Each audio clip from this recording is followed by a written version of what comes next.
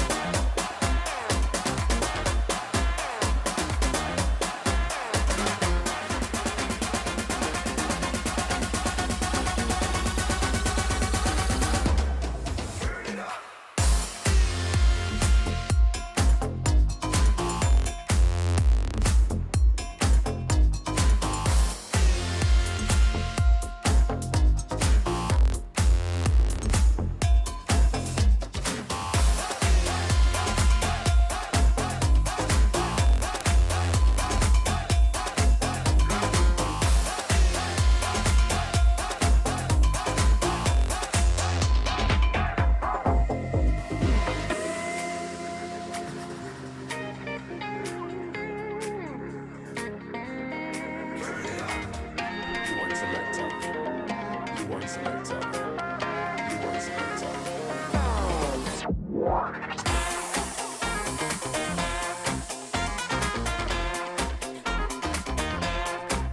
Okay, we're both off mute now. We'll be going live here in a minute.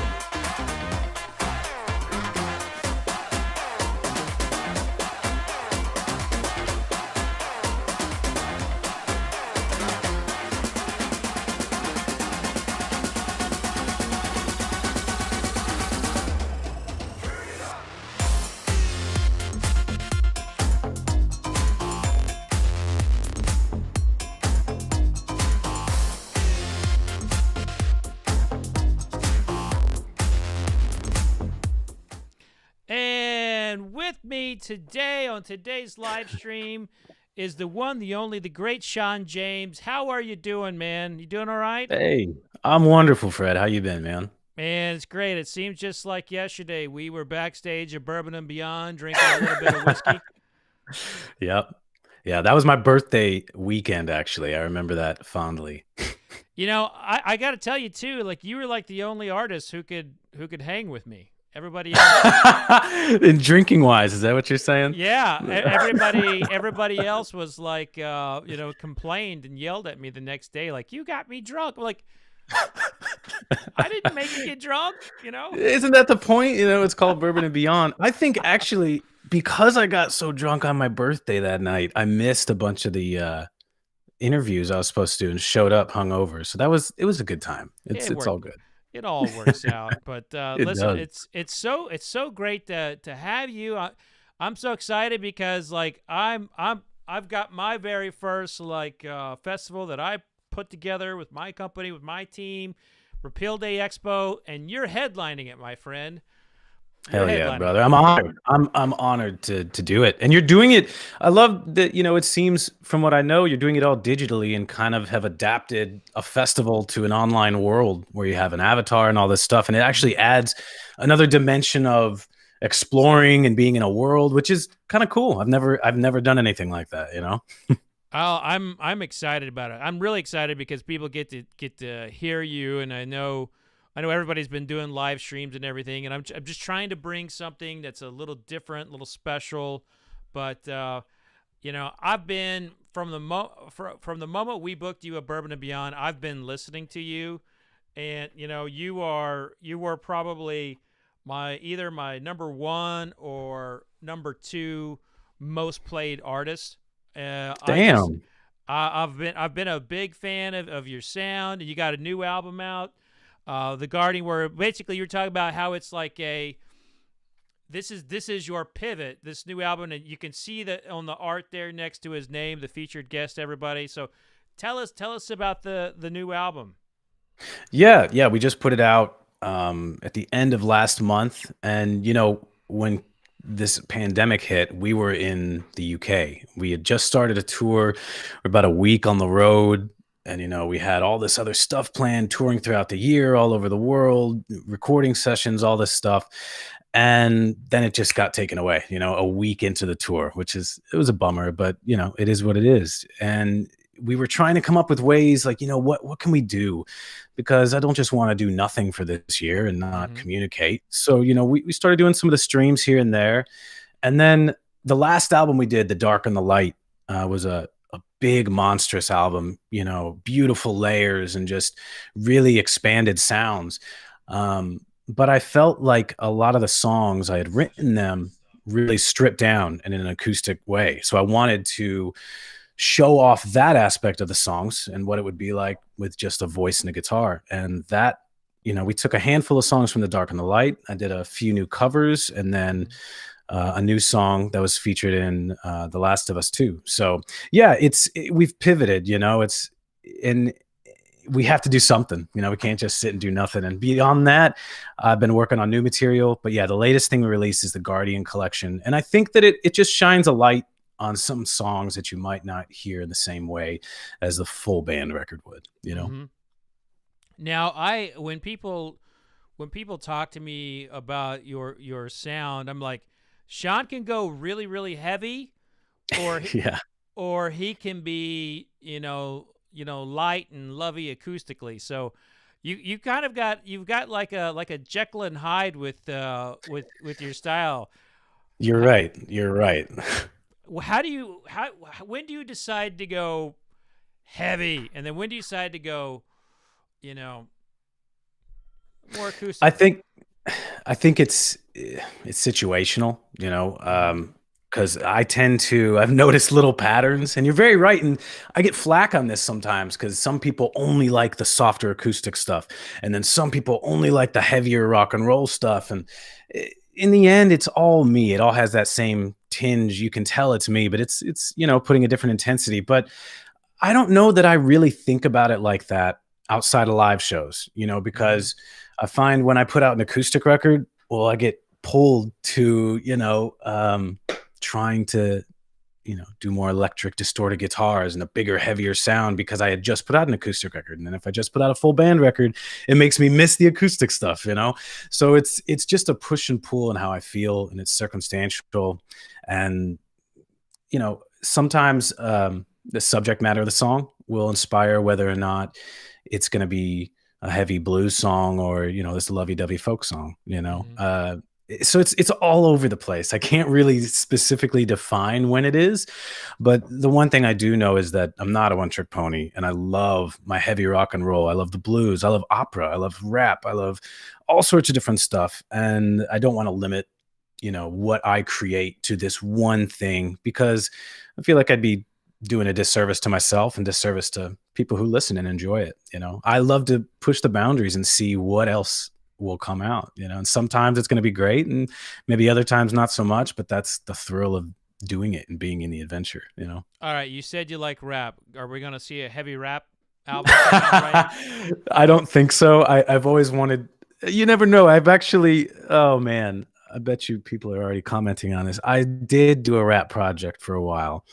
It was a joke project, and I was making Shadows, my first record, in Fayetteville, Arkansas. My buddy Baker would come over and we'd make rap songs for fun. And we released about 3. They're all dumb. One of them's about going to the zoo and forgetting your lunch. And so, yeah, it's about being the king of the zoo. And there's another one about fleas and how it really bugged us.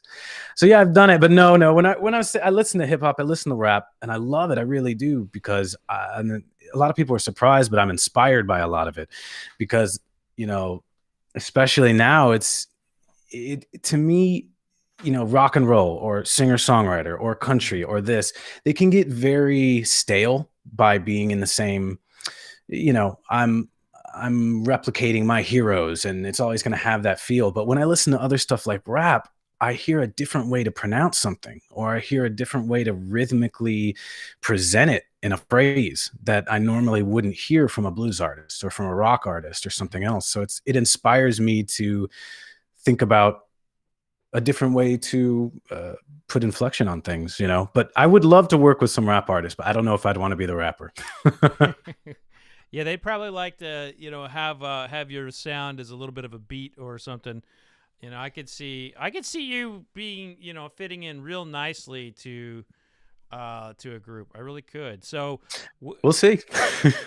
so the challenge is out there, rappers. Call Shawn James. All right, so we've got we have a lot to drink here, and You're telling me. I was shocked when I opened this package, man. yeah. So I think I'm missing a couple bottles. I forgot to grab a couple of them, but I'll get everything going because I know you're probably thirsty. You know it. Let's start with the Kentucky Peerless single barrel. This is a rye barrel pick.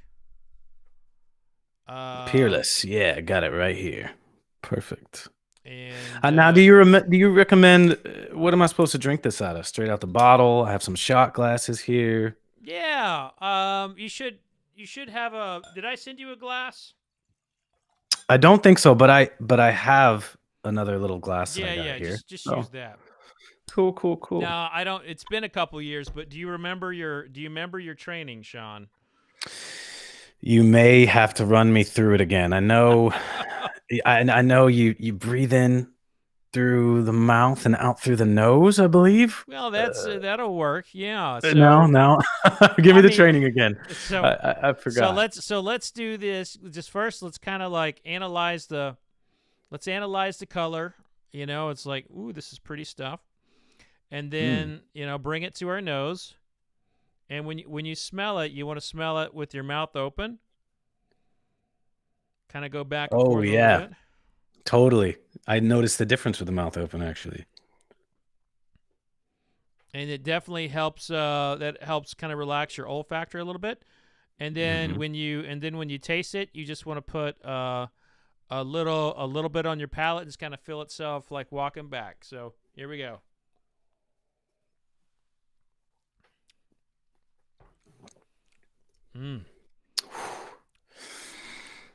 Oh, that's nice.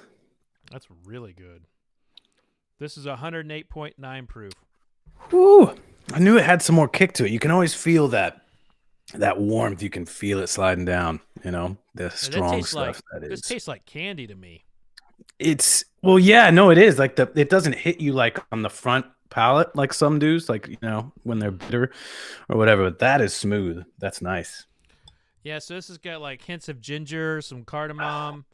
Really, really, really tasty. And where's that from?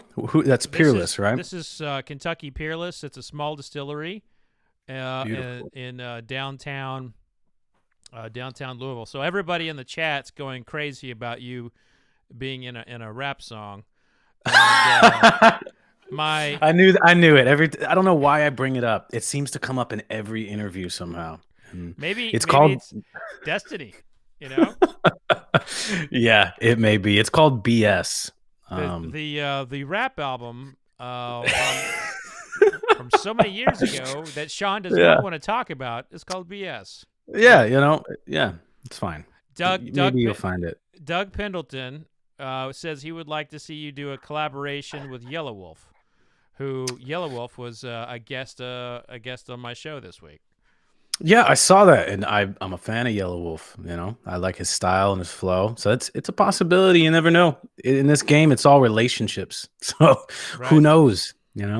One day, how many? So people like to know about favorite guitars, how many guitars you have, and we can see a little bit of the collection behind you. My wife, gives me shit for this all the time because I'm like, oh, I like this guitar. And she's like, that's just like the one you have. And I'm like, nah, but it does a specific thing very, very well. I would say, man, I don't even know. I'm looking around in this rack. There's like 6, 7, 8, 9, 10, 11. I would say I have between probably around 12 guitars. Yeah. Nice. And a lot of them, like some of them were given to me. Some of them are like 2-string little planks of wood that you can plug in, and it has this unique, distinct sound versus all the way up to a Gibson and resonators. But yeah, I think that's the key to it, is that as I've as I've gotten older and played more, I used to use one or two guitars for everything, right? And they were road dogs. It's just Mm-hmm. all around. And as I played more, I found, man, this one has this specific thing that just sets this off in this way. So I guess I've become more of a snob. Yeah. Who knows? So Elaine Holmes says on YouTube, by the way, we're streaming live on D Live, Twitch, Periscope, Facebook, and YouTube. And Elaine Holmes says Shawn can pull off anything. And then, quote, we want a soul record, please. So I would argue that a lot of my music always has soul in it just because I sing in that way. But if I'm thinking how she's thinking, I get where you're coming from, Elaine. And yeah, that's something I do want to do eventually. A purely soul kind of more R&B influenced record for sure. Billy Atwood, one of my YouTube members, says, Shawn, have you ever gifted a guitar that has sentimental value? And who gifted it? Um I did gift a guitar to my little sister. It was, it was just sentimental in that way. She was bored. She was looking for something to do, and I could tell she needed an outlet. So I gave her that guitar. I don't know if she ever really played it much, to be honest. And then the other thing I love to do is sometimes auction off guitars for charity. But that's hard to do because I grow a connection to these things by playing them so long, So yeah, yeah. Yeah, I get that. I get that. So let's taste this. Let's break this down one more time. You gave me some really good highlight points of where it was hitting your palate, and you were talked a little bit about some of the things you're tasting. So let's taste this Peerless one more time, and you give me your. Oh, you drank everything that was in there. No. If that was the case, in about 5 minutes, this is going to turn into the wildest stream. I meant in your glass, but yeah, I think this is going to turn into a wild stream because we do have a lot of things to taste. All right. You asked for it. All right. We can handle it.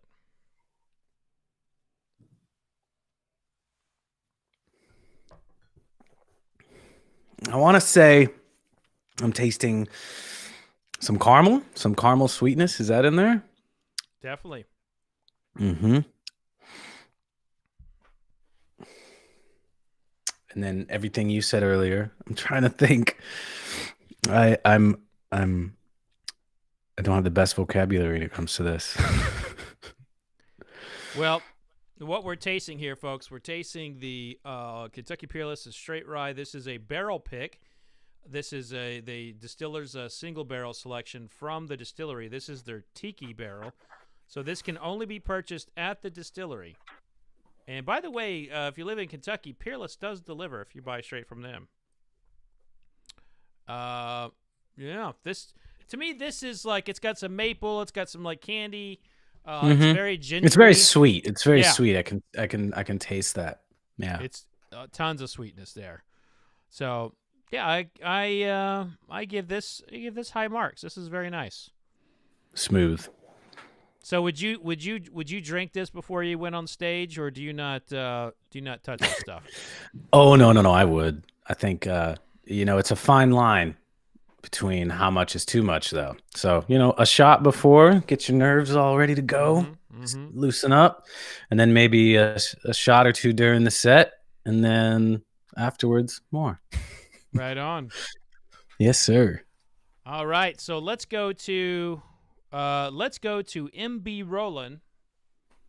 This is another small distillery in Western Kentucky. And by the way, folks, if you're in the chat on YouTube or Twitch or Periscope, wherever you might be, go ahead and put your questions in the chat. I'm observing them live, and if you have something good for Shawn, I'll ask him.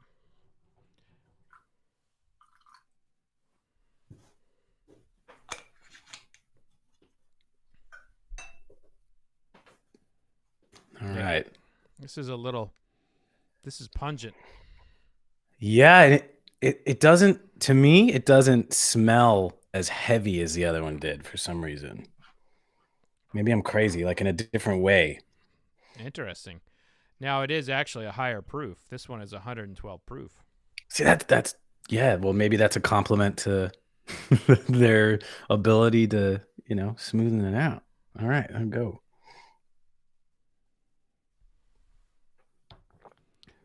Looks like you got a couple fans in here that know what you like to drink. Someone's saying that you normally drink Jameson. Yeah, well, on the road, it's just the easiest thing that everyone has, and I like bourbon, I like all sorts of stuff, but Jameson has been the easiest to find everywhere, and it's easy and it's fun. I know you probably, I don't know if you like that or not, but I love Jameson. I love yeah, Jameson. It's great that's stuff. that's the biggest thing is that everywhere has it. Hmm. And I don't know, it's easy to me. You can just shoot it and it's easy. It's not like super harsh or anything. So yeah, on the road it's the go-to, if I'm being honest. So this is interesting to me. Hmm. I can't really taste that it's higher proof. And that to me is a beautiful thing. It's higher proof, and it's a big old mouthful of cornbread for me. Mm. Little bit of salt and pepper there. Mm-hmm. Mm. Yeah, I could see that. It's to me it tastes lighter and not as thick as the other one. The other one had Uh-oh. that's me. Hold on. Yeah, we lost your camera there. By the way, that's an interesting no signal sign there that they have. We can still hear you. My guest today is Shawn James. He's got a new album out, the Guardian Collection. It's you got to listen to it. I mean, I'm dead serious when I tell you that Shawn James is the most listened to artist on my playlist. We booked him at Bourbon and Beyond a couple years ago, and that's where we first met. And like with a lot of people, we drank a lot of whiskey after we first met. And here we Indeed. are. Here we are doing it all over again more than 3 years later. It was a while ago, man. Yeah. That kind of blows my mind. That's sad. Well, are they doing it again this next coming year? Do you know?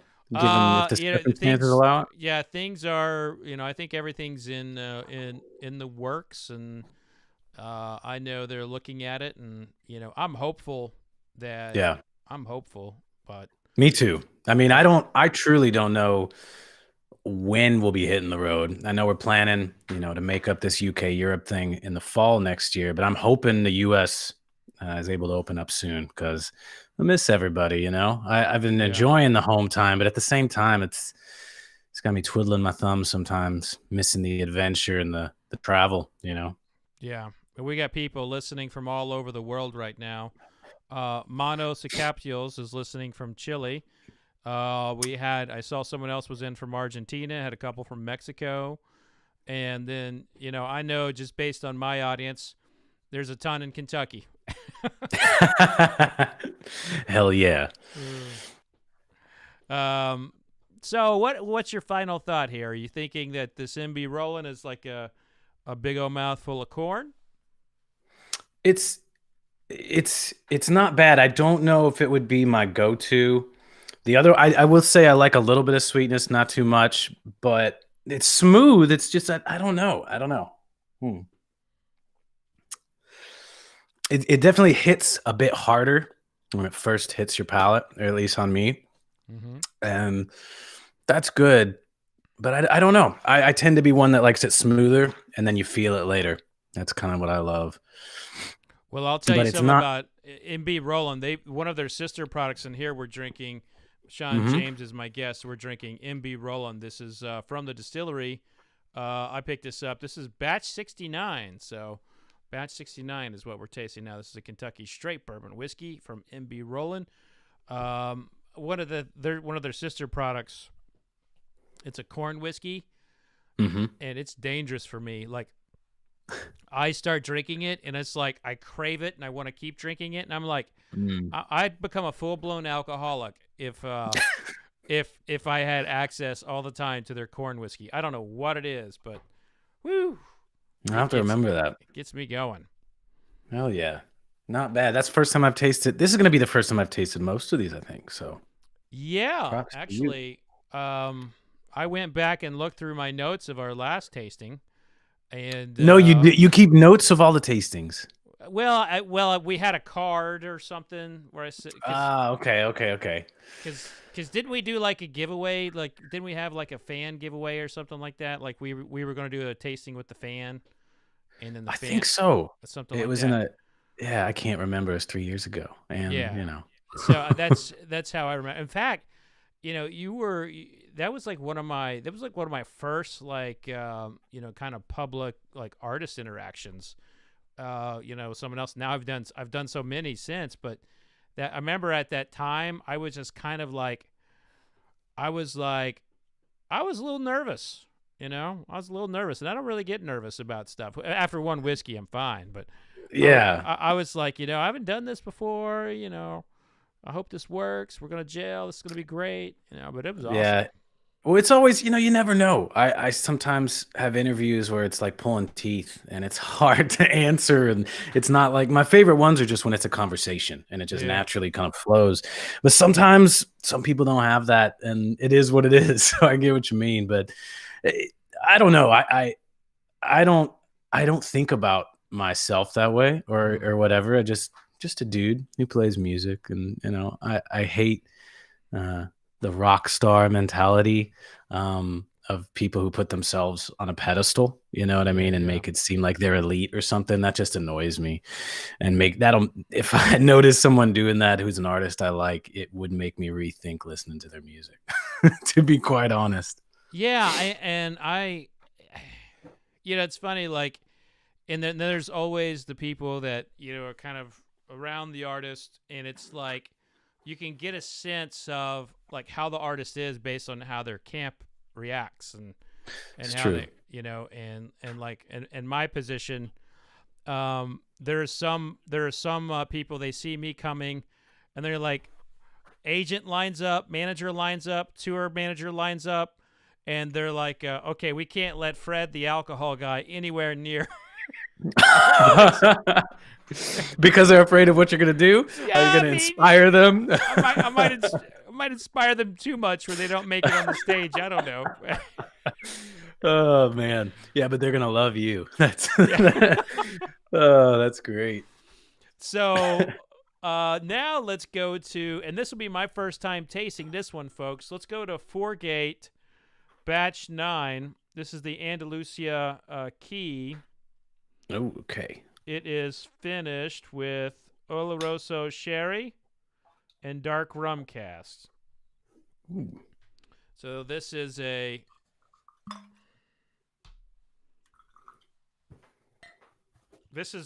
company that I think has been doing a really great job with barrel finishing, and it's Foregate. Foregate. This is Kentucky as well. Are all these from Kentucky? No.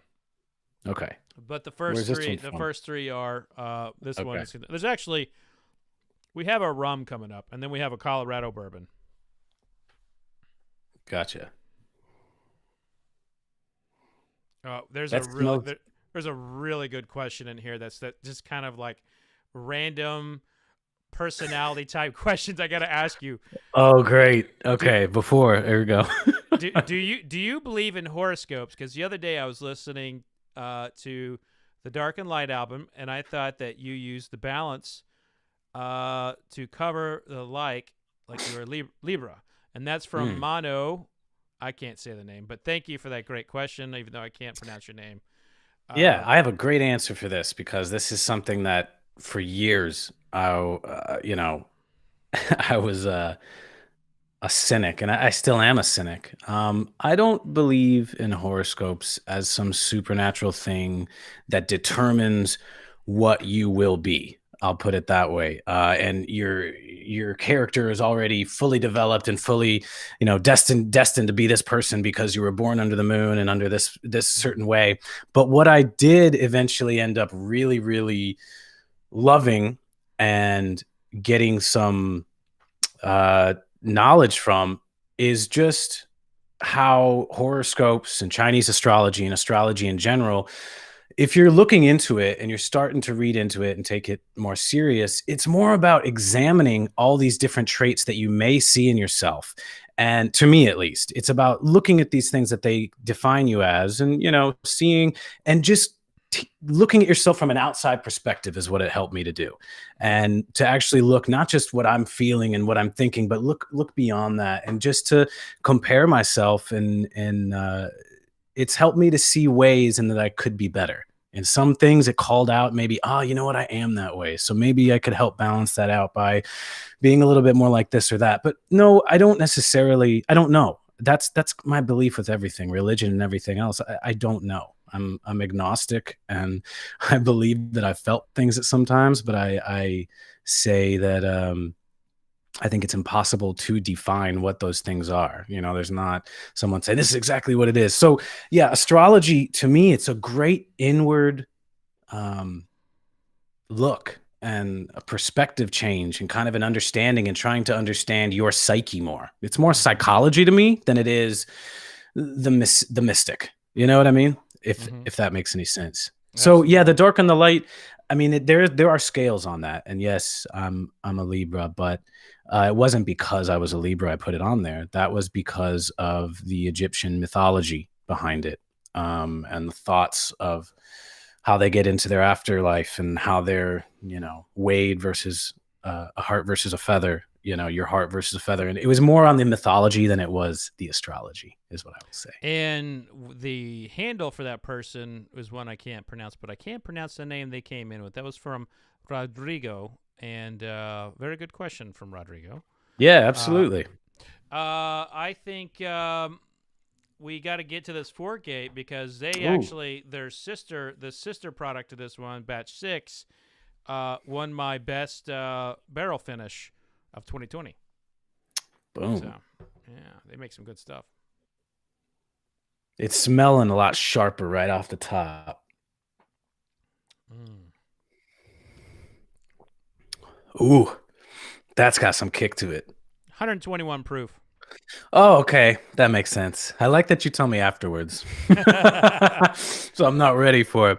No, that's nice though. But for 121 proof, I could tell that I could tell it was stronger, but it's not that strong to where it's, over the top. That's nice. That's smooth. So what are you tasting there? Because it's your first time tasting it, right? Yeah. So I'm getting a lot of apricot, a lot of plum, a lot of like jelly, like kind of like a strawberry jam. Huh. See, your developed palate is so much more defined than mine. Man. Well, this is something that I've worked on. I mean, I can't play a guitar. I can't sing.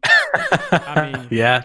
Well, I'm fat and out of shape. My only gift apparently in life is drinking whiskey. So, I'd say that's a pretty damn good gift, brother. It's an all right gift. But those you play with the cards you're dealt, and amen. Amen. Now Karen Studebaker is saying you guys are gonna be buzzed by the time this is over. I will have you know, Karen, that we have done this before. And we are professionals. Indeed. The only thing that's going to happen after this is I'll be buzzed and I'll go upstairs and my wife will have to put up with me for a little while. That's it. She even said, she's like, oh, this is going to be bad. You're going to go downstairs all quiet and then you're going to come up a wild man. And I was like, hell yeah, I am. There we go. Oh my God. Yeah, that is smooth though. For 120 proof, that is nice. All right. So compare this to this 4-gate. Compare 4-gate batch 9 to one of your guitars. Which guitar is this? Let me see here. I feel like it's got like a rustic flavor to it. So I'm gonna go with the Republic Resonator here. I think that tastes like what I would think this guy would be. Oh, yeah. It's just got that rustic kind of heavy. It's 120 proof, but it's still got this old world feel about it to me. And I don't know what that means. That's just a Shawn James explanation there. That's a cool looking guitar, man. Oh man, when I got it, it was just it wasn't rusted or distorted whatsoever, and I wasn't told that it would happen. But very quickly after playing shows and touring with it, my sweat and my blood gets on it, and it starts deteriorating the copper, and it's beautiful. I love it. I love that. I love that I own something that I did nothing specifically to. I just used it, and all of a sudden, it looks like it does now because of that. That's pretty cool to me. Now, how do you bleed while you're playing a guitar? Do you got like? Oh man, many ways. Let me tell you right now. I can give you three stories off the top of my head. The number one easiest way is when you're just banging away on a heavier song and it catches a piece of your skin instead of the nail, and then boop, you start bleeding all over from a finger. The other way that's happened to me, and I've done it to other bandmates on stage, is when you're really getting into a song, you know, a big heavy part's coming up that is coming up, and it's just you want to be in the wind with it, and you kind of like bring the guitar up over and headbang with it. And sometimes I'll do that without looking behind me, and a bandmate, I think it was Jeff, my bass player at the time, was there, and I just knocked him in the head with the top of my guitar. Man, that was nasty. I felt bad for him. I did. And then the third way, similar to the second way, I was in, I want to say Germany, and this was about 4 years ago, and this was the biggest festival we'd ever played. There was like a couple thousand people in front of us, and it was really late. We were one of the latest bands, and this crowd was up to the barriers, those metal barriers. And this was our first time playing there. I don't think a lot of people knew us really. And they were shaking the barriers, just screaming before we started playing. And I look over at the boys and I was like, okay, we're going to go extra hard on this. Like, they're giving it to us. So right out the gate, first note hits, I jump off the kick drum, and I bring up my guitar and I land and headbang and smash my eyebrow into the guitar, and it just starts spurting blood. It's on the first song, right? And I don't think about it. I don't feel that. I don't see that when it happens. I just like, oh, I hit myself. Oh, no big deal. And I'm going, I'm playing, and I turn around after the first song to call an audible, like a different song. I don't want to do that one. I want to do this one. I'm feeling this. And all the band just looks at me like, oh my God, what happened? Supposedly I was just covered in blood. And yeah, for the rest of that set, I was covered in blood. My favorite part is every time I would yell or scream a little bit louder, it would spurt a little bit more.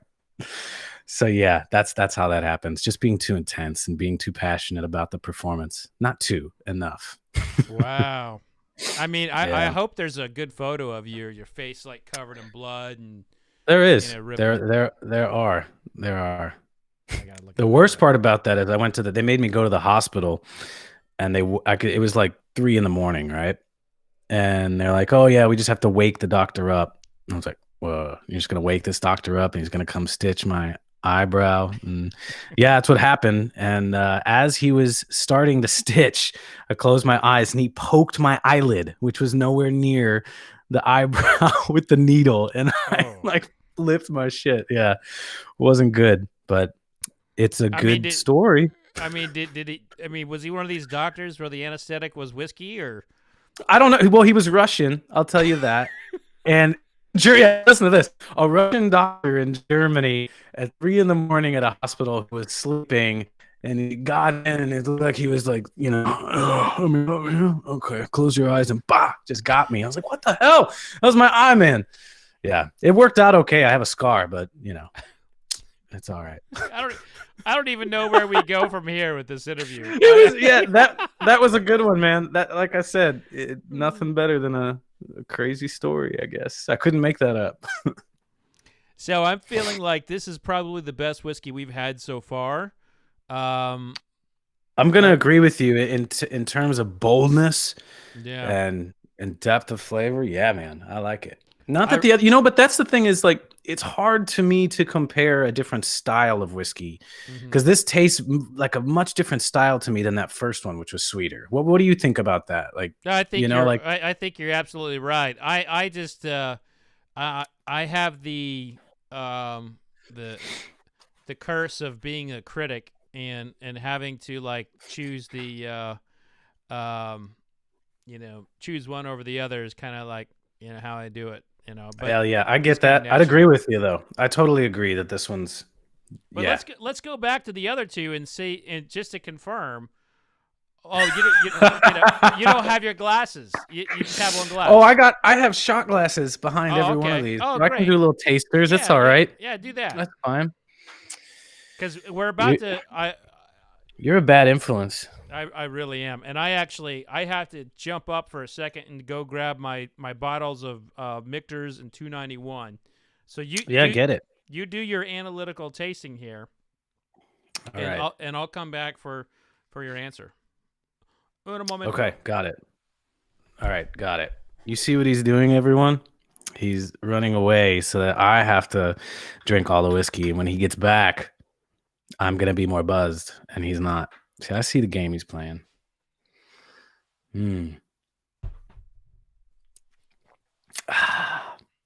That's good. I'm not the best critic. I like them all.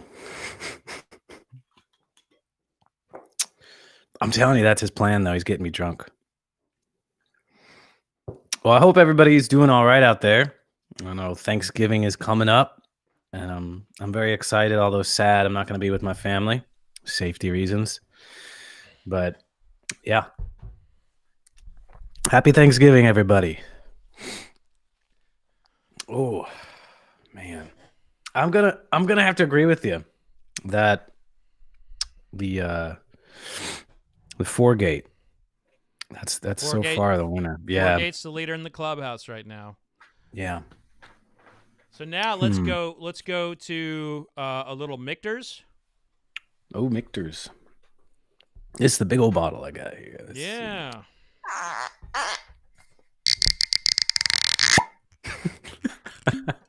That's a good sounding. It is sounding cork. What's your mic? Is yours the Shure? Oh, it's the SM7B. You know it. Is that what you got too? That's think what I got. Yeah, that's yes, what I got. sir. Pros, we all think alike. We gotta do what we do. Heck yeah. I gotta tell you though, I'm not an audio guy or anything like that. I've had to buy so many different cords and adapters just to do these streams. It's crazy. I agree. Once I first got into it, I think if you see this room right now, like you see the presented version of it, right? Like from here to here, perfect. If you were to zoom out and see all the gear and the cords running all crazy, it's ridiculous. So all that for what this could do, like basically, like yeah, a little bit better. Yeah, it's I went all out for the streams, I guess. All right. Michters. Have you had Michters before? Oh yeah. I mean, I pretty much have had everything. Oh shit! I just dropped a glass. It didn't break. No, it didn't. It bounced right up. That's a strong glass right there. Karen in the house. So this is the Michter's Bourbon US1, and these guys are big supporters of mine. They support the podcast. They're actually. All these brands that we're tasting tonight are actually all a part of the Repeal Day Expo, and so at the Repeal Day Expo, everyone's got their own. They have their own. They have their own exhibit booth in the exhibit hall. You got a music stage, and then there are some panel stages.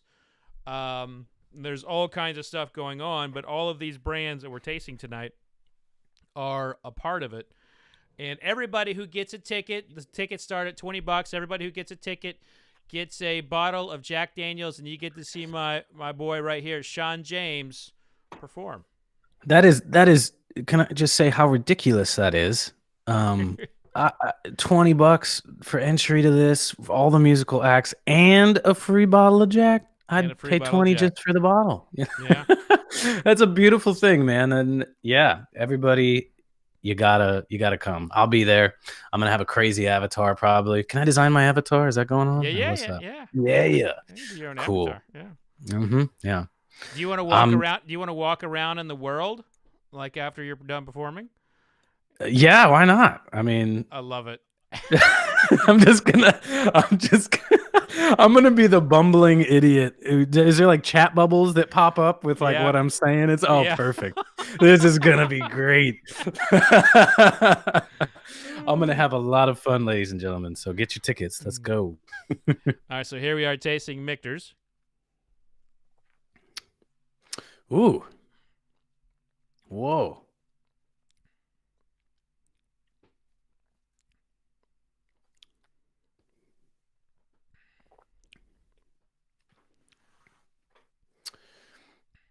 I think. This is sipping Yeah, bourbon. go ahead. This is sipping bourbon. Yeah, there's something to me. This one is the smoothest out of all of them, without having an overly sweet flavor to cover up the heaviness. Like it just, it's still heavy. You can taste it, but it's very smooth right off the top. Like when I first sipped it, I was like, "Whoa!" I don't even taste it.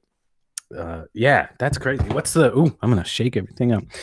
There we go. The buzz is kicking in. What's the? How much have you had to drink already?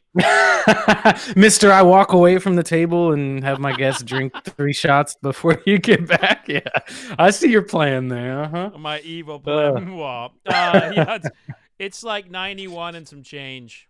91 proof and some change. That's smooth, man. I'm trying to get better at describing the flavors I'm tasting here. Well, as you're describing them, I want to. There's a really great comment in here from Samantha Lemnicusa. I wish I was at the point of my life where I can leisurely sip on some bourbon. I just pound on beers until I can barely see. I do like whiskey, but I can't fully appreciate it the same with wine.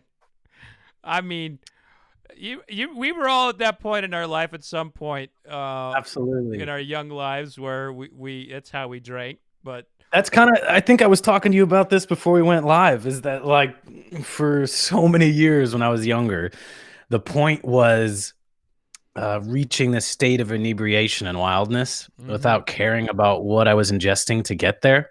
Yep. And now that I'm older, you know, I'm not just doing it for the hell of it, and I'm learning about what I actually prefer and taste and how these things are different. And so I get you. I hope you're all right. I hope there's not anything serious going on or wrong. I hope it's for fun and enjoyment. You know, you're doing all that because I know what that's like as well.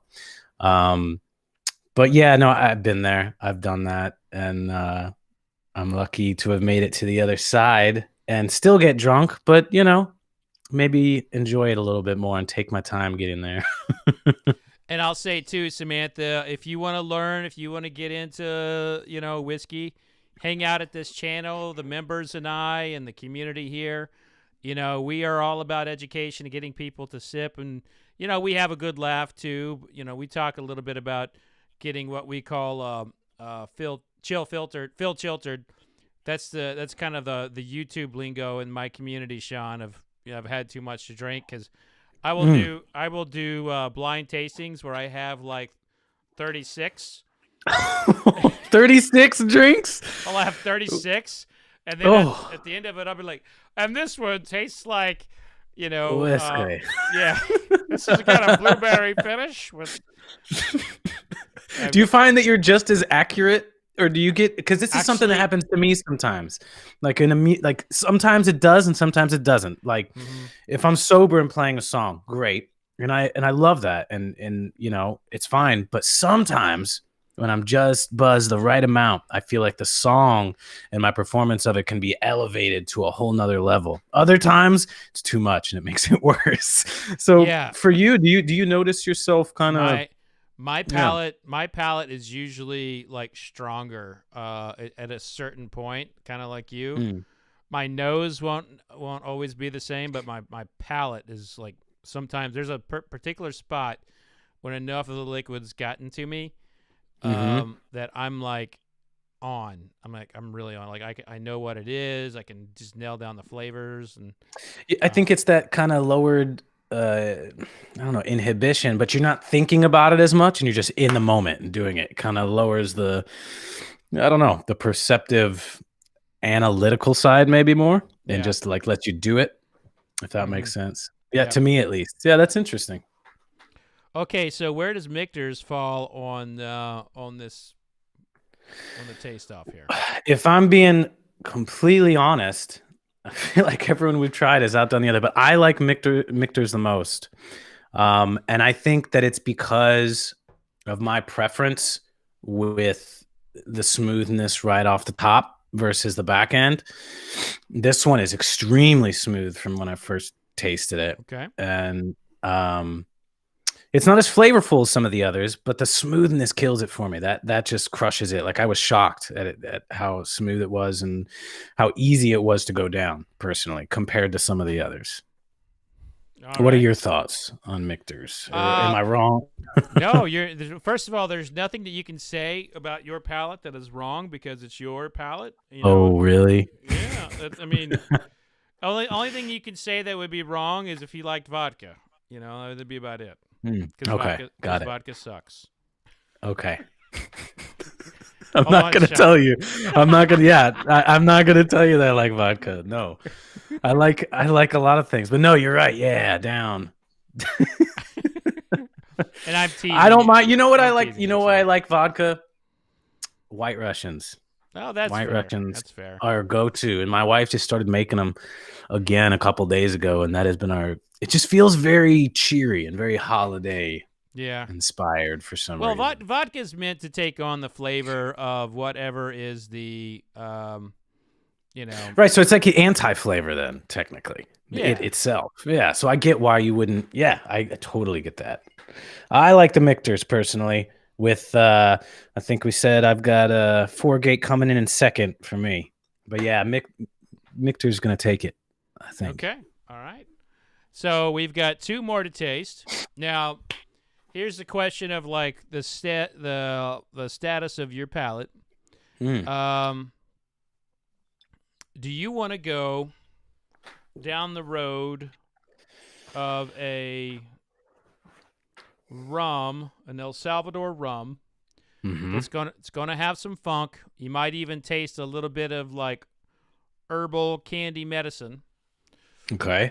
Or do you want to go down like the smoky super highway of 291 Colorado bourbon whiskey, which it's 133 proof. So yeah, I feel like it's packing some heat. Yeah, I can tell. I feel like because we've been on this road of whiskey, to inject a rum right now maybe isn't the best idea. So I'm thinking I'm gonna go with this Colorado bourbon, man. This has been kind of. I saw this in that package and it scared me. I was like, "Whoa, all right, here we go." It's a beast. It seems like it. When I saw this in there, I was like, "Oh, he's trying to put me down on this stream. I'm just gonna pass out. I'm gonna fall backwards. Just be done. And say some things and embarrass myself." Well, our mutual friend would be very upset with me if I got you hammered where you passed out and broke your mic. Oh man, yeah, it's okay. All right. Ooh, that smells really sweet. What about to you? Does it not? Does that not sound? It doesn't smell like it's going to be 120 whatever proof, 125. Yeah, this doesn't smell like it normally does to me. This almost smells like a rum to me, like it's so sweet. Maybe we just straight up like put the rum thoughts in our brain.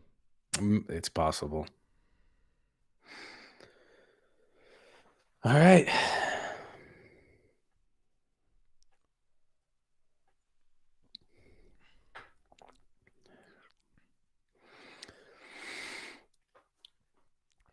Oh, yo. Oh man, that I feel like it did something to me. Shawn, you all right? Your voice is a little off there. Oh, there we go. All right, sorry.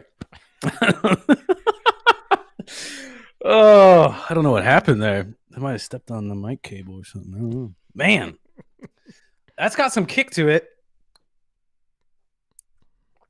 Oh. Not as much as I was expecting, though, to be blunt. I don't know if... You're warmed up, too. Like you're Yeah, you're right. That's the other thing is when yeah. You're That's ready. nice though. Man. So this is a small little distillery, In and Colorado. What part of Colorado do you know? Let me see here. I know they're on a mountain. I know that much. Beautiful. Oh, Colorado Springs, it says. Yep, Colorado Springs. That's Isn't nice. that where the Air Force Academy is? Indeed, it is. Yeah. Indeed. Also, where they train. I found this out because years ago, we were on tour in Colorado Springs, and one of the Olympic trainers came out. I guess they have a huge Olympic training facility in Colorado Springs because of the altitude. I think if you train at that high altitude and you go to normal, you're going to be like super, you know? Oh, that's nice though. And again, they're going to be 291 will be at the they'll be at the Repeal Day Expo, and if you want to go check it out, go to repealdayexpo.com. Shawn James, my guest tonight, will be performing at the Repeal Day Expo, the first one of many to come. Hopefully, Shawn's also got a new album out, and you're doing some writing right now. So talk to us. So like, what's it like to be writing in the world of COVID?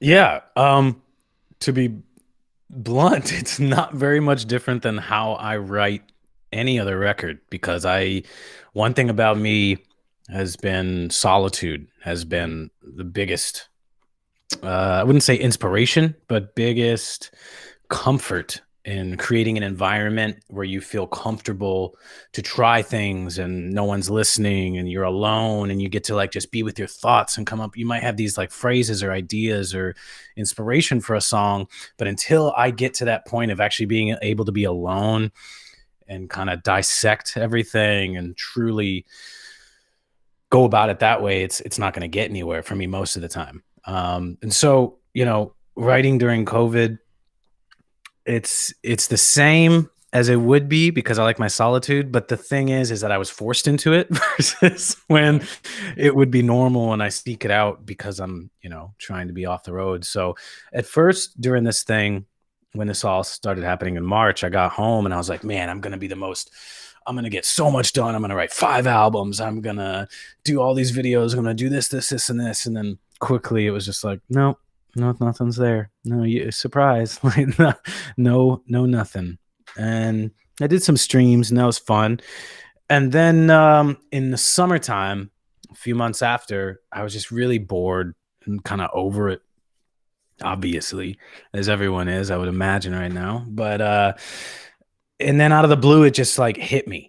It was like, and this is something that I actually have talked about before that I think is essential for me to write, is starvation of writing. So, you know, I write an album and then we do it in the studio, and then you do the live versions and how you're going to do them on the road.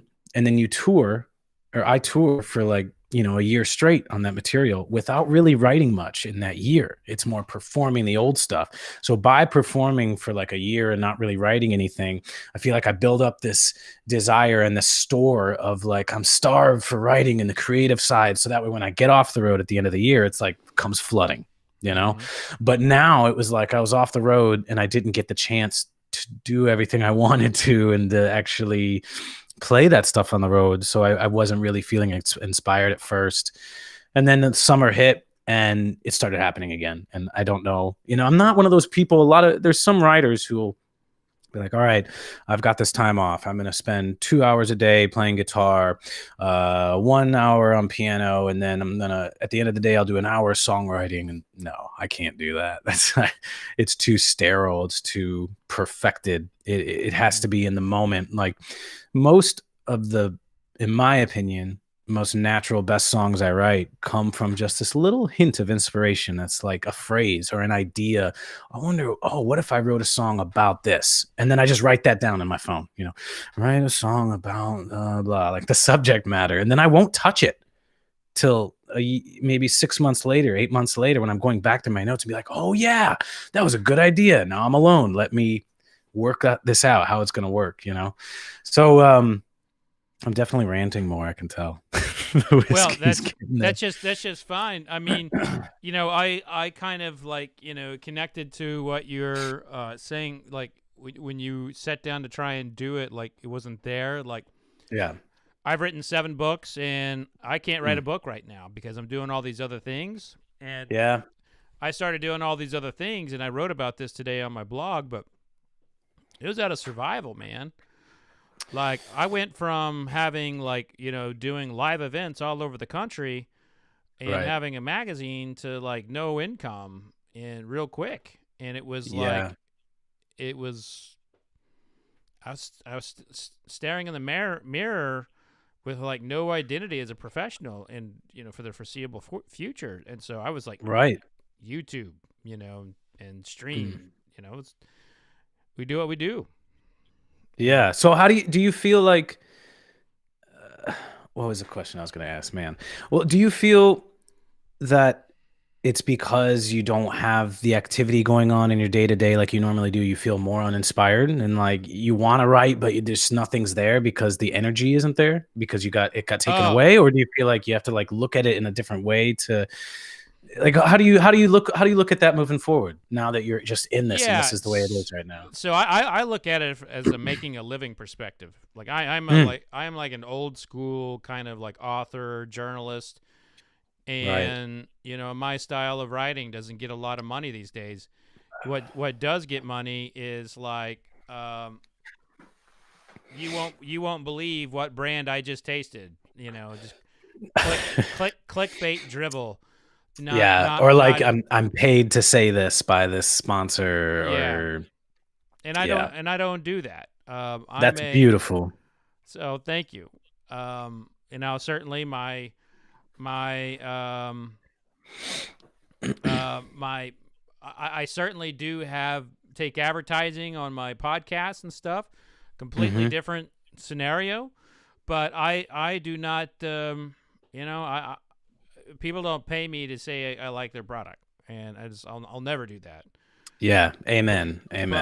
But like the whole thing of like writing a book takes so much time. There's not very much money on it. And and the way I sold books was through my live events. So it was kind of like the main cog of my wheel were my live events. And I had to pivot very, strategically to stuff like this. Right. And we did it, I mean, today we did it. And you are doing it. I mean, that's been kind of the crazy thing to see and feel the different ways to bounce back. Like that's one thing I started doing this holiday season. I saw some other artists doing it, and I was like, man, that's a really good idea. So, and I started doing handwritten lyrics, offering them to people, for a price and of their songs, one of a kind on this handmade sheet of paper. And that's I never thought about doing that before. The circumstances forced me into looking into other ways on how to survive and how to make money and how to actually connect with people without just playing shows. So yeah, I get that. But I will say that I do feel like something is lost and that I am missing a piece of me and my inspiration, that is the live energy and the performance and seeing people in front of you and feeling that energy in the room. I've done a number of streams, more so in the beginning because I was trying it out, and it started to feel more and more lifeless to me. And I love the streams, don't get me wrong, but at the same time it was hard in the beginning because it was like, there's no energy here, what am I feeding off of? Like, right. it didn't feel real. And in the moment it was just like, I'm just a dude in a room and there's a camera in front of me and I'm belting my heart out and trying to be passionate and emotional, when it's like it felt forced in a way, if I'm being blunt. And I think with time I've just learn to let it go. But that's something that I don't feel will be replaced. Streaming will not replace a live event. There's no way. There's just too much heart and emotion and realness and the sweat and the energy and the noise. It's just everything, it's the lifestyle, the travel.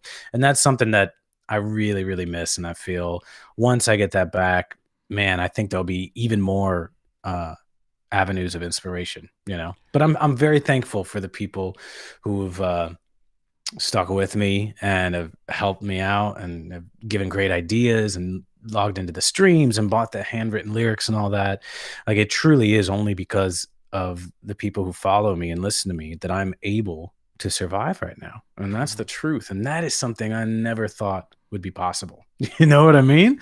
Like, it's kind of ridiculous to me, because I come from, I don't know. I come from you gotta work to earn it. And if you go to bed and you wake up and you're not sore, well, you probably weren't doing enough. You know what I mean? And so now I'm stuck at home. I'm playing these songs and I'm trying to write, but there's no grit to it. There's no waking up in the morning, having to travel 6 hours and then get to the venue and be tired and hungry and still meet with people and still hug people and still give the performance of your life, but you pull it out of somewhere you didn't realize it was from. You know what I mean?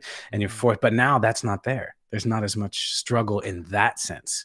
So it's weird. It's like I've realized what that meant for the longest time. I don't think I really defined it, and I understood that struggle is an inspiration a lot of times, and feeling that and being on the road. You know what I mean? I don't know. It's just something that I've been feeling lately. Well, I'll tell you that having seen you perform live, and enjoyed your music on my Apple Music constantly, I need to see you again, live. A lot of your fans are, commenting in the chat. One person put it best. Elaine Holmes says it's a feedback. Of course, she put it best. Go ahead. What'd she say? Elaine's my girl. Elaine's my girl. So I know her very well. Awesome. It's a feedback loop. We need you, and you need us.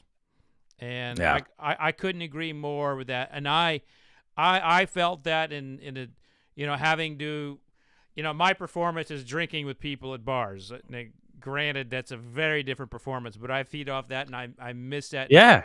And it's like I really miss it. And yeah. But having just a snippet of it even in the virtual space, while it's helped and it's been great, it's not the same. And yeah, well, like you said earlier, to me, it's survival. Like, we can't wait to go back to the way things were, but right now, this is going to have to do, and I'm going to do everything I can. And this is incredible that I even have this, because I think about it. I'm like, man, what if I didn't even have that? How sad I would be. So, yeah, I find myself like, I can't complain. Are you kidding me? Like, yeah, it's not the same, but there's so many other people in so much worse positions than I am. And I'm just very thankful and very happy on this this Thanksgiving Eve. Yeah. Well, I'll say this as we go to our rum of the evening. Yes, sir. This is Rolling Fork rum. This is a small batch rum distilled in El Salvador, bottled in Kentucky. And how does that work, if you could tell me? So they brew it somewhere else, then they ship it, and then they just present the packaging somewhere else. And yeah, it's a pretty common business strategy. You buy up totes of whiskey or rum or whatever, and this is the bottle here. This is Rolling Fork. Ooh. Yeah, pretty bottle, right? Yes, sir. So it is. They buy totes and then they have it shipped to a licensed distillery or bottler, and then they bottle it in their stuff, in their bottles. But it depends on the spirit, depends on the product and everything. And this one's also aged in Kentucky for a couple years. Like, they couldn't do that with a lot of products. Like, you couldn't get, you couldn't age a Jamaican rum in Kentucky. El Salvador's rules are a little more loose. So okay, I got you. That's interesting. That's what my main point was, because by aging it in Kentucky, you're kind of changing essentially the flavor of it, right? Oh yeah, Kentucky's got a very unique aging. And that's what I was saying, like, brewed there. So it makes this like mix of a unique product then that creates. That's interesting. Yeah. And that's what. So this is a small company. They're called Rolling Fork. Actually, funny story about one of the guys who founded this, his name was Turner Wathen. He played a very important role in my career. I was at a point like 7 years ago where, whiskey writing was doing well, but again, writing doesn't pay well. And I'm not a shill, and I'm not a marketer or anything like that. Right. So I didn't take writing gigs that paid well. I took like the poverty writing gigs. And I had a book that was coming out, and but I was like, I need to go get an MBA. So I got accepted into an MBA program, and I was interviewing, and this guy, I had never met him. He's looking at my resume, he's looking at my application, he sees this book's coming out, and he pushes it across from me, and he says, "You do not need to come to Bellarmine University and get your MBA." He's like, "You're only going to set yourself back. You need to keep doing what you're doing because what you're doing is awesome." And I was like, that's beautiful though. He wasn't trying to milk you for money. He was being honest. That's where it's at. That genuineness. Exactly. And so I didn't, and I kept going down the path of as a whiskey writer. And that's his brand in partnership with that's amazing. Yeah. So that actually gives it so much more meaning too, because you know what he stands for. The fact that he didn't, he was real with you. He's upfront with you, which is gold in itself. Huh. It smells. I'm getting like a smoky sweetness off this one right off the top, personally. I smell this and I want to make I instantly want to make a daiquiri. I'm with you. Oh, man. Whoa. That's like, okay, right off the top, this might be a dumb statement, but that's like a rum that has rum qualities, but also whiskey qualities to this rum. Like a lot of whiskey qualities to me. Like it tastes. Let me hold on. Shawn's like, hold on now. I gotta. Hold on. Let me get back in that bottle. I would say that it doesn't. To me, it tastes like almost like rum and whiskey, like a rum and whiskey weird blend. It's great, not weird, a cool blend because it's rad. I don't think I've had a rum like that with those kind of that depth of flavor like some of these bourbons have. Wow. It's funny. They actually do a rum and whiskey blend. So is that a common thing? No, it's very very unique. What do you think about this? I want to hear your opinions on this because you probably know more than I do. Well, it is hitting every part of my tongue, but it's focusing like on the middle part, which is usually kind of like where their savoriness is. Okay. And I'm not really I can't figure out what that savoriness is, but it's almost like a saltiness. It's there's like a caramel there. There's like some sugar, but like a candy almost, like a candied whiskey or candied rum. Yeah, but it's not like artificial. It doesn't taste like they dumped a bunch of sugar in there or something. No. I don't think I've tasted a rum like this ever. If I'm being completely blunt, I've tasted. Back in the day, Sailor Jerry's, everything like that was my go-to, and this is nothing like that to me. This is I don't know. Shawn, yeah, Sailor Jerry's is that's so far down on the list of like quality rums. Yeah, I was gonna say it's I knew that, but I mean, I've had some Jamaican rum before that was like, I think it was this random bar in Spain. They're like, "Oh, you want the strong stuff, huh?" And I was like, "Yeah, okay." Like this is from Jamaica and it's 160 proof type shit or all this. And I had that and knocked me on my ass, almost to the point where you don't taste it. You just feel it immediately. But this is nice. This actually has like, like I said, it's a rum that reminds me of a whiskey in a good way. Yeah. It's got it going on. Amen. And I have to say, like, and I wrote a rum book, and I tell people this all the time. I'm married to bourbon, but I sure cheat on it a lot with rum. I feel you, man. I feel you. I would say that's my Yeah, it used to be. It used to be that rum was my number one, and I think when I first started drinking because it was sweet, Mm-hmm. it had the sweetness to it, and it could help me get past it. And then quickly, whiskey got on top, but I'd say rum is a close second for sure. Still, man, that's nice though. I'm gonna have to look that one up. Look Rolling Fork rum. Look how nicely our palates are aligned. Well, I'll also connect with the the bottler and see if they can maybe send you a couple nice bottles. Boom. Win-win. Amazing. Right? Yeah, when and where I'll be there. Man, that's nice. Who knows? They may even sponsor you. Look at this. I'm already working for you here. I got you a rum lined up. Gonna get you cases of whiskey sent to you. I'm just gonna add your name and email to my team. All right, people are just gonna whiskey opinions and suggestions. Well, you just go right here. Boom. Man, that was good, dude. You know what the best part of all this is? I don't know if it's the best part. I've got so much left for the holidays. That's what I'm talking about. You're beautiful. Thank you so much for sending this, Fred. So do you have a victor for the evening? It's tough. You know what? I feel like I gotta do this one more time. Straight out the bottle this time. Okay. So my last was the Michters. I mean, this is straight up rock and roll right here, folks. Ludacris did it. I saw your post. Yeah. Luda.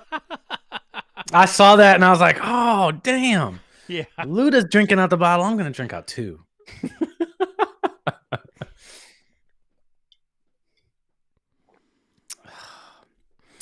Okay, see, this is where I'm stuck. And this is, to me, where I always get stuck. Is that I feel like there should be like a winner for smoothness. Because to me, that goes to Michter's through and through out of all these. All right. But then depth of flavor and smokiness and just everything else, the bad guy for sure. Like that's just there's a lot going on there. Man. How about we just call it a tie? Okay. I'm all right with that. I'm all right with that. I love them both. I do, but for different reasons. So it's hard to say, you know what I mean? But that's nice. Like your guitars. Exactly. Boom. Yeah. There you go. It's like you don't play a Gibson to get a Fender sound, and you don't play a Fender to get a Gibson sound, and you can't. And if you were to make one sound like the other, well, you're having to dress it up and fake it, So, yes, I agree. It's a tie. Well, my friend, it was so great catching up with you tonight. I'm so excited to have you at the Repeal Day Expo. Yes, sir. Me too. It's gonna be fantastic. I'm just thrilled to actually just be drinking whiskey with you again. I miss you, and tell everybody where they can find you on socials and how they should be listening to your music. Yeah. Well, let me just say, besides my wife and me drinking, this is the first time I've shared a drink with someone else digitally like this. And I've really thoroughly enjoyed it. There can be some social inadequacies happening because of everything happening. So thank you for having me on here and doing this. And yeah, I think everyone out there, wherever you listen to music, whether it be Spotify, Apple Music, YouTube, Facebook, Instagram, you can look me up anywhere on there. But if you want a quick and easy way to get to all of them, it's ShawnJamesMusic.com, and we have links to all of them. So yeah, thank you for having me, man. This has been a lot of fun, honestly. All right, my friend. First time I've been invited to stream myself whiskey drinking. Well, first time for everything. So it's beautiful. Well, my friend, be safe out there. Everybody go to repealdayexpo.com and make sure you get tickets to come see Shawn perform, and you get a bottle of Jack Daniels. So win-win. Hell yeah. Happy Thanksgiving, everyone. Be safe out there. I'm thankful for every damn one of you.